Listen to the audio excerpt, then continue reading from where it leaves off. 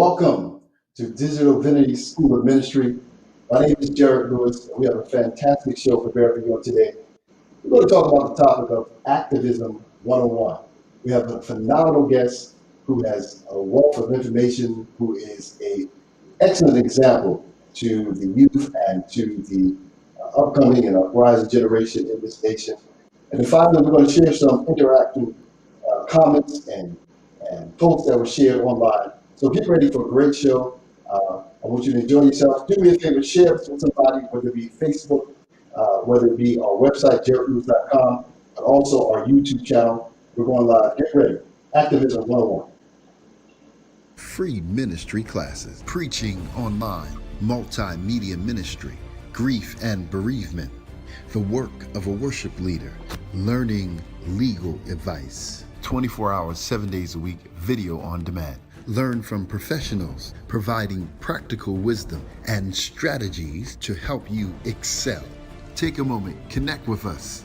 Click on the media tab, watch our free videos on demand. Subscribe to my YouTube channel. Just click on the playlist Digital Divinity School of Ministry. Digital Divinity School of Ministry, free ministry classes. Connect with us on Facebook, YouTube, and jaredlewis.com.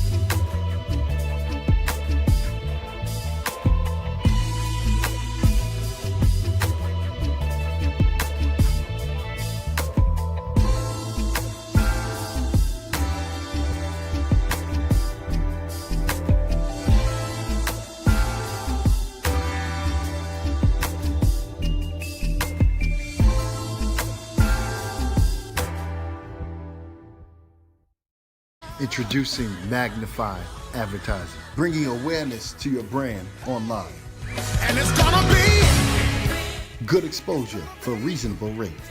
It's gonna be big. It's gotta be big. This is a great way to let people know that you're up and running, reopening after this quarantine. Magnify. We specialize in making your small business, organization, event, or ministry bigger online. Follow us on Instagram, Magnify Advertising. I feel like a motherless child. It doesn't matter what I did. You don't have the right to say if I die or live. Die or live. Hey, officer, I can't breathe. I can't breathe. Who's gonna raise my kids if I leave? Oh, America, don't you think it's about time for you to give real time? So maybe next time we won't repeat this time. So then I can breathe, and my brothers can breathe, my family can breathe.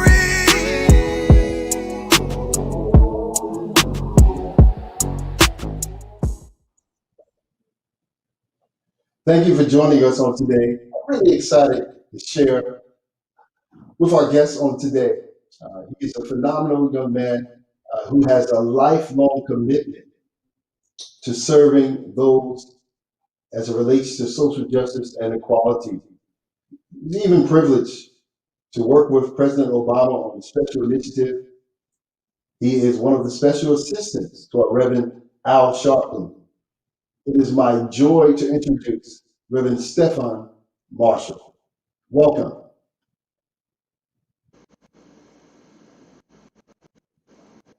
So glad to have you on today, my brother. Thank you for joining us.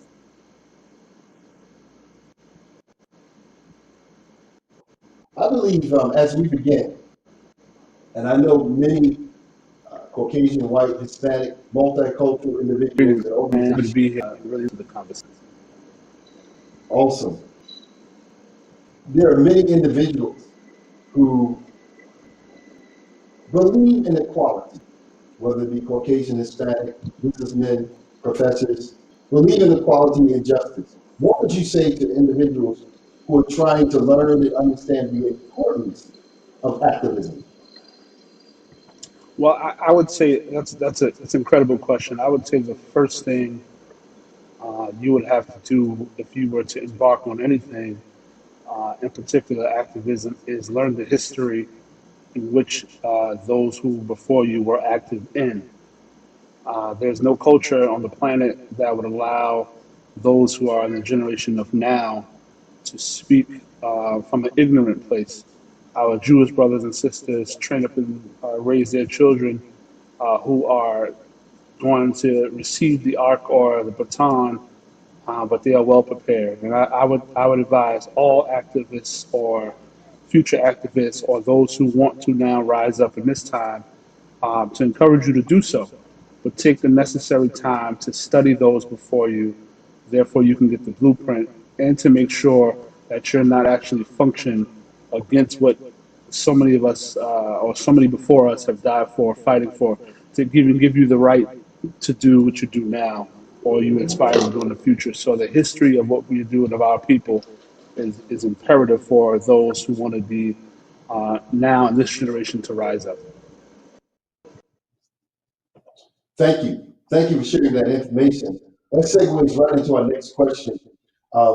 And I really appreciate everyone who submitted these questions online through our YouTube channel and our Facebook and our website, jaredlewis.com. So thank you for all those who are watching, and please share this information, and thank you for your interaction. Our next question is, Reverend Marshall, when we study history, on March 7th, 1965, the world watched live a news broadcast in which millions of people saw the abuse, whipping, and even stampedes with horses and tear gas of non-violent protesters marching for voting rights in Selma. Dr. King invited the world to come join him in Selma after the world saw that. And after this occasion, Dr. King spoke on clarifying the commitment to civil rights. Now, police brutality and racism are two different items. Why is it so important to clarify the commitment to social justice, not just police brutality?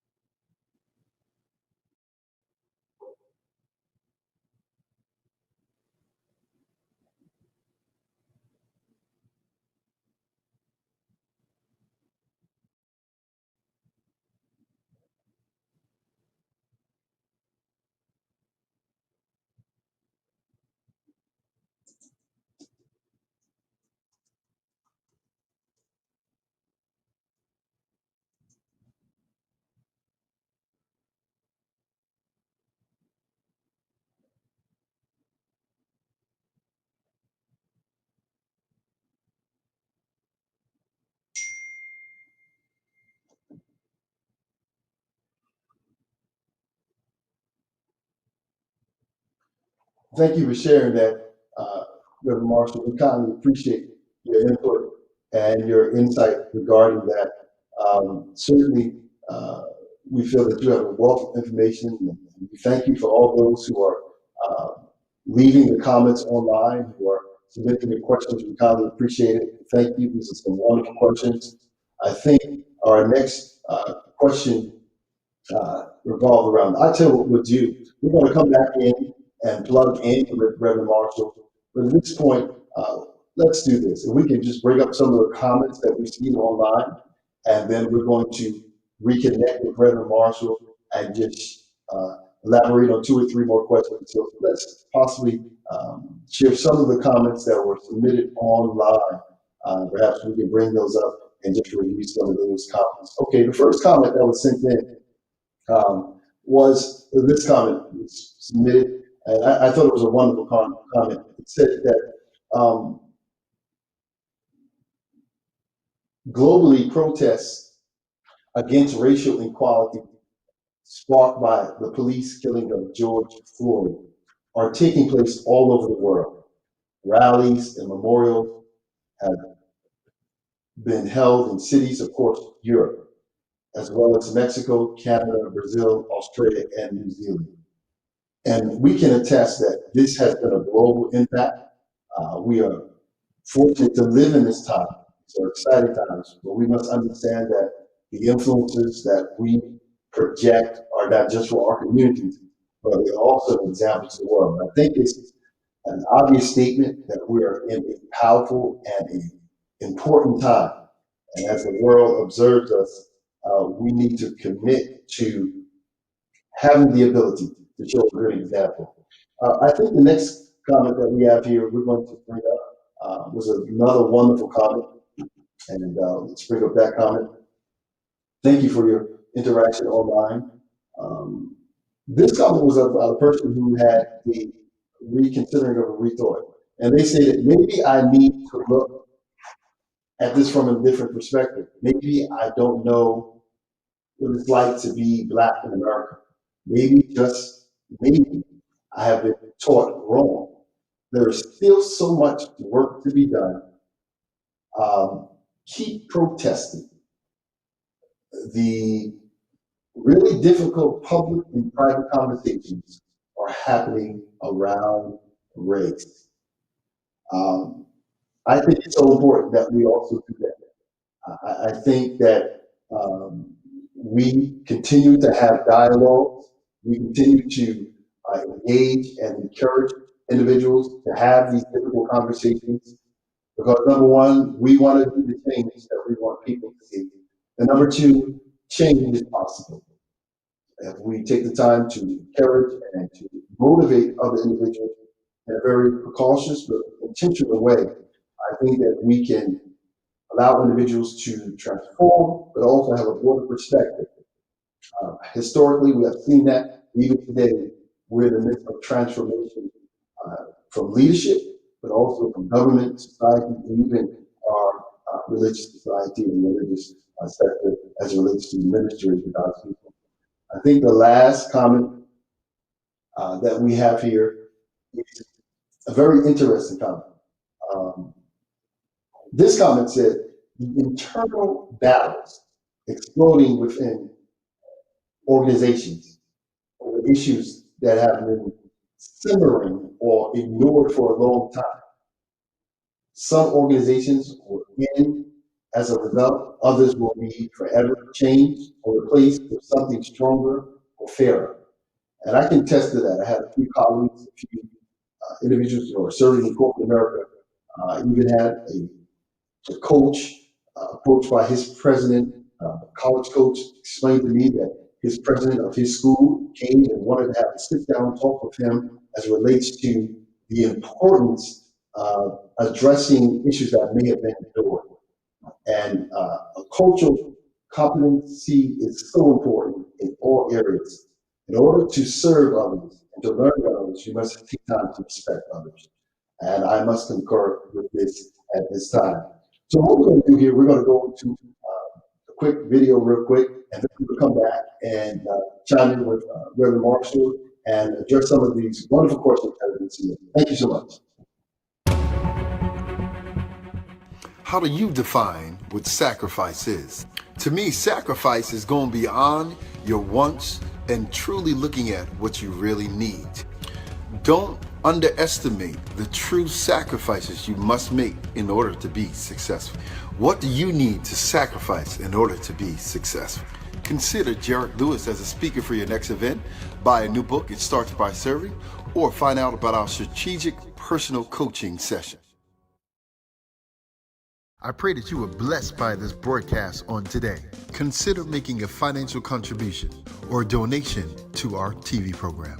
Perhaps you can give $20 or $50 or even $100.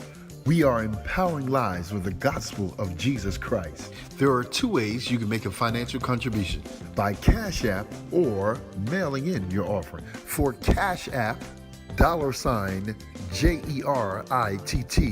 LEWIS. It's $JERITT LEWIS. Or you can mail in your donation to 831 Sycamore Avenue in Bohemia, New York, 11716. Once again, there are two ways to give. You can give by Cash App or by mailing in your donation. For Cash App, it's $JERITT LEWIS. Or mailing your donation to 831 Sycamore Avenue in Bohemia, New York, 11716. Thank you, and may God richly bless you. Thank you once again. Reverend Marshall joining us again, and we've got about 2 or 3 more questions that certainly we want to address to him. And we thank you, Reverend Marshall. We've got 2 or 3 more questions. Here's the next question. We are in an important moment in the movement. 8 minutes and 48 seconds was a moment in a great movement. What should be the church's response over the next 8 months, 8 years? What should the Caucasian white pastor, Hispanic pastor, even the black pastor's voice or response should be at this time?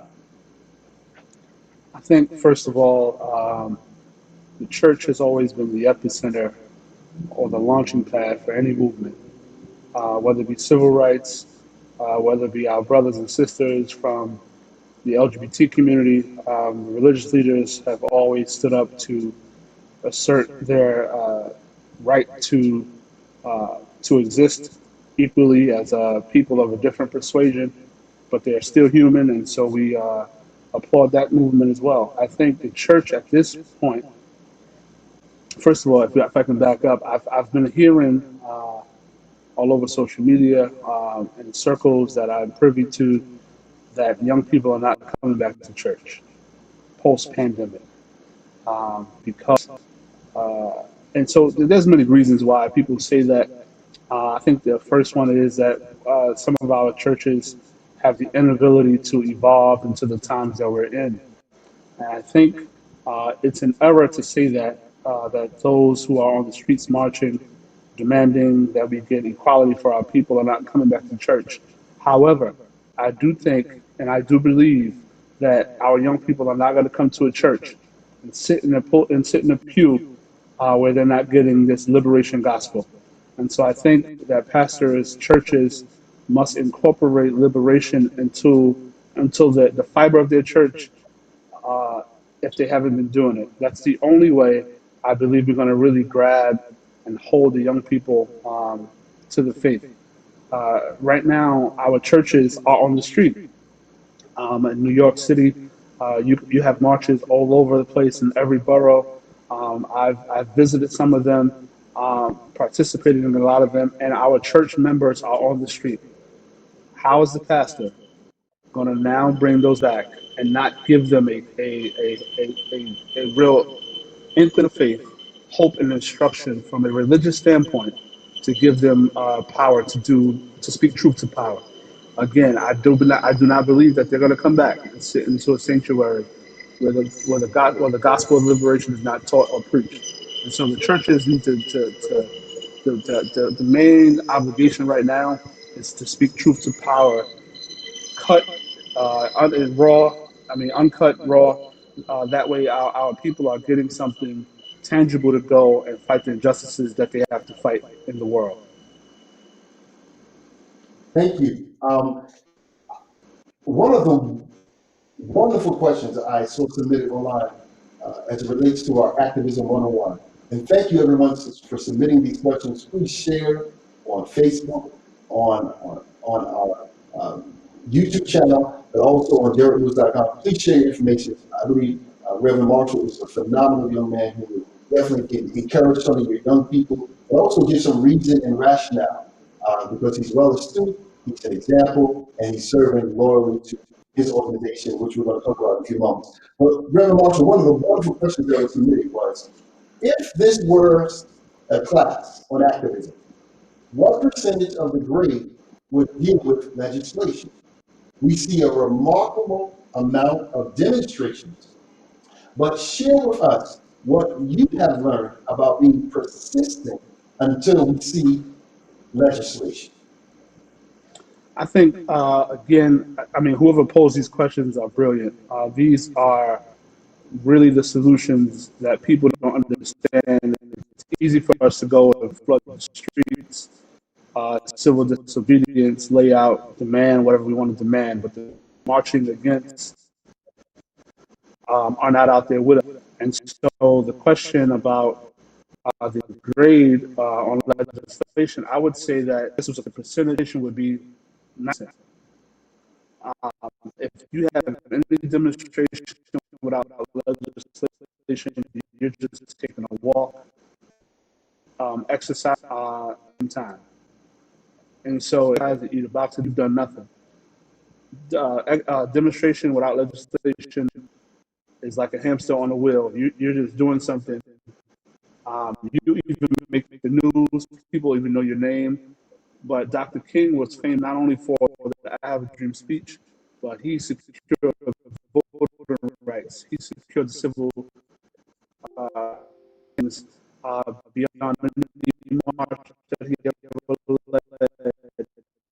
Our staples in our community. I would never support everybody. If you are one of those people, start drafting legislation. Start drafting your ideas. Don't think you're not good. Write things down. Send it to your representatives.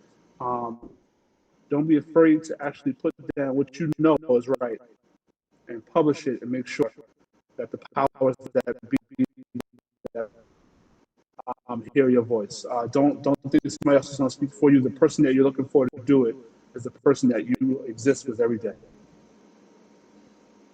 Wonderful. What a superb and wise and sage answer. Thank you so much. I see that you serve Reverend Al Sharpton with dignity, distinguished excellence, and I see that you believe and the influence and the impact that you can have in someone's life. I honor you, your pastor, your church, your family. I am godly proud of you. Thank you so much for joining us. But please let us know how people can connect with you, your organization, or maybe something you have coming up. Please share. Take this time. There's so many people watching. I want them to know about all the great things that you're doing inside. Incredible. I don't take it lightly that anybody allow you to speak on any of their platforms. In church, we say people don't have to be nice to you. And so, Elder Lewis, you have afforded me opportunity that I am 100% grateful for. You mentioned Reverend Al Sharpton. I do nothing without the blessings of my leader. And so I bring greetings from the National Action Network, where the Reverend Dr. Al Sharpton is our president and founder. My handle is Son of the King, on Facebook.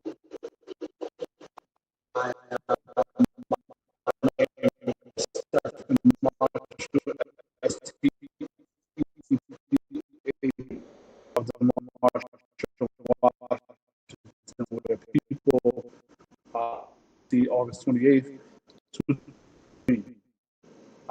This is about the census, getting people counted, and it's about police accountability.